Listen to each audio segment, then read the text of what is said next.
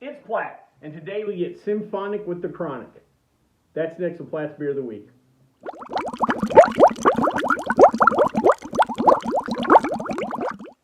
So the particular beer we have today is Symphonic Chronic Double Dank. There's a regular Symphonic Chronic, but this is their Double Dank version because we like it danky and stinky here. Anyway, it comes to us from the fine folks at Deschutes Brewing. A little background to Deschutes. Deschutes Brewing was opened in 1988 by a gentleman named Gary Fish in Bend, Oregon. It was a small little brew pub, and the original name at the time was the Deschutes Brewery and Public House. He wanted it to be more than just a brewery, but also a meeting place for just the neighbors and just the people of the community in general. Now, the name Deschutes comes from the Deschutes River that flows through Bend. I believe the brewery is like a block or two away, so you're just right close. It makes a lot of sense. That first year they opened, they only sold 310 barrels, as I like to say, from the little acorn grows the mighty oak. And it wasn't too long before they were needing to grow. By 1993, they were opening a 16,000 square foot production facility that included a 50-barrel brew house just to keep up with production. Move ahead to 2008, and they opened a second brew pub in the Pearl District of Portland. 4 more years later, in 2012, they had to have another expansion, and for nerds like me, this is kind of a cool one.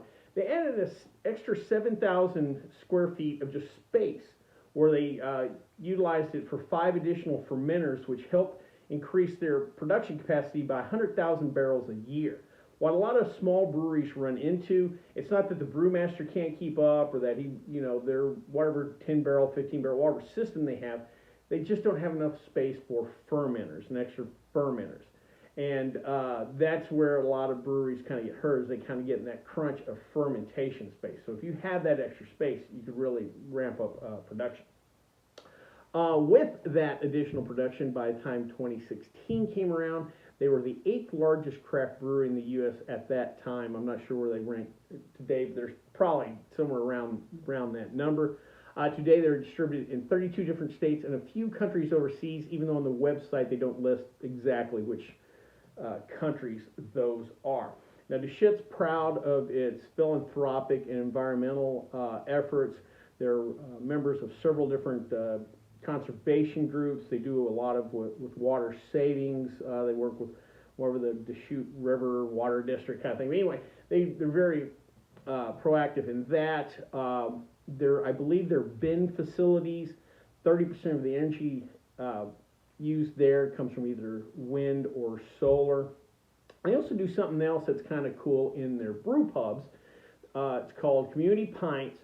And if you go on a Tuesday and buy pints, $1 from each pint goes to various charity of the day, month, week, what have you, kind of a rotating local charity. Something you get a beer and you get to help the kids. How can we not all appreciate that?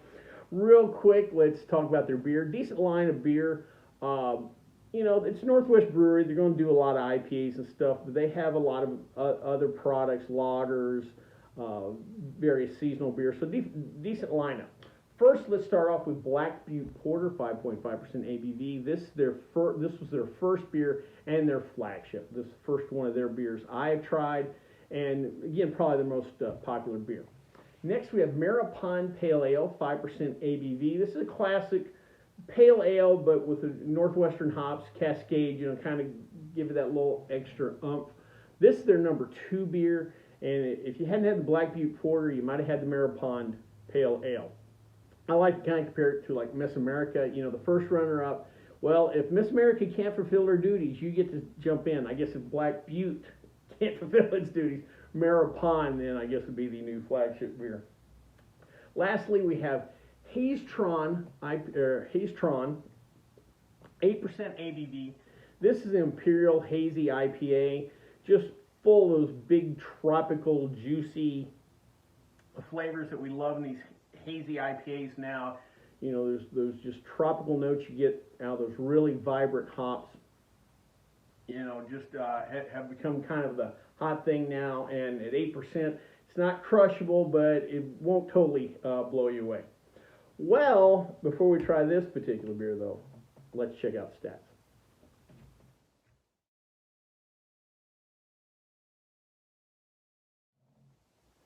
So today, before we try the beer, I'll answer a question for Platt today. The question I got today comes to us from KTV Prime. He asked, how can you remove methanol from your homebrew, whether it be beer, wine, cider, what have you? Great question. Thanks for the question.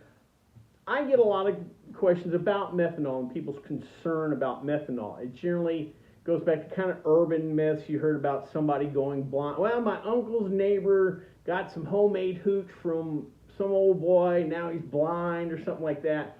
A lot of that dates back to Prohibition and what have you. But as far as the question, whenever you make beer, wine, cider, anything fermented at home, it's going to contain a minute amount of methanol. Now remember, like if you make a homemade beer that's around 5% alcohol, well, only 5% or 1/20th of the entire volume is that alcohol, and only a very tiny portion of that is methanol. So at that level, it's very diluted, safe for consumption at that level. When it gets concentrated is when it gets dangerous. And when does that happen? When we distill. If you were to turn a beer into a whiskey and distill it, the first little part of the run is concentrated methanol. Have you ever seen like the show Moonshiners or whatever, and you see old Popcorn Sutton or one of those guys take a shot glass and throw it in the fire and go, that's generally that first part of the run, the concentrated methanol, because you're not going to use it, you're not going to drink it. I guess you could use it for cleaning solution, what have you. Some places do that, but for the most part, it's useless as far as alcohol production. And that's why you'd see the hillbillies throw it away. Now, and then you just get into the regular ethanol, the regular alcohol. Again, where people are getting hurt or whatever was people drinking that concentrated methanol. Now, you will never have that in any commercial production. At home use, if you were to do like a 5-gallon run, you might get like a shot glass full. Now, what was probably happening in the Prohibition days was when they were doing these big runs, several hundred gallons, you might have got the first 2 or 3 quart or pint jars were pure methanol. And whoever got those had a bad day at the office, to say the least. But a lot of the going blind stuff that you hear about was from things like bathtub gin during Prohibition, where people literally just used wood alcohol and would add some kind of sugar, or like for bathtub gin, it's a little bit of sugar, maybe some lemon peels, and some juniper berries, and you would mask the flavor, but you'd be drinking wood grain alcohol. But anyway, that's the only way you could remove the methanol from any beer, wine, or whatever, is through distillation, and unfortunately here in the U.S. that's illegal. So hopefully that answered your question. Well, enough about that. Let's get to drinking a beer.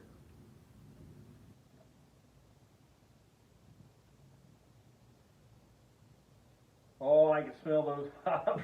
I don't even have to get the nose closed, and those hops are coming right after me. A nice kind of deeper gold. We got more than a finger, almost 2 fingers, of real light khaki color foam.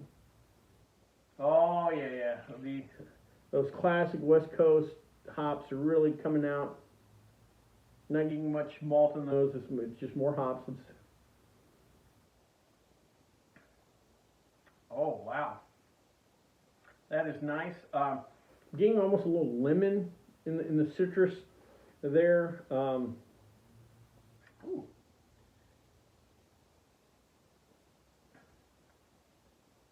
You do have enough malt to hit the sweet part on your palate up front, but then kind of the rest of the maltiness comes a little bit later. Aftertaste is medium plus. It's not a real long aftertaste, but it'll sit there for a little bit. You'll definitely, the hops will stay toward the back.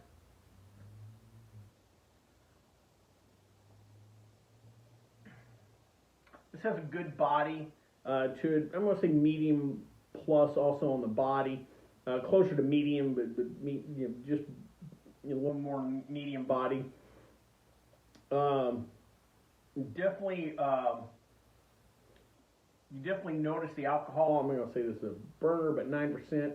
You notice the alcohol there. This not crushable at 9%. But man, just a really nice, well executed. It is danky. You know you've got a danky beer. I'm not going to say that it is in the dank dust, space dust. You guys seen my reviews of those beers. I'm not going to say we're quite there, but this is a really good IPA if you're wanting, again, something a little bigger, something a little bolder, IPA wise. If you do like a little dankiness in it, if you want a little more alcohol, yeah, this is a pretty solid effort from the boys at the Shoot. Well, I hope you liked this video. If you did, please subscribe down below. Also, please like the video because it lets YouTube know we're putting out good content. If you have any questions or comments, please leave them in the comment section. If you have a question you want me to read on the air, please send it to plattsboozblog@gmail.com and put in questions for Platt in the subject line. Well, until next time, bottoms up.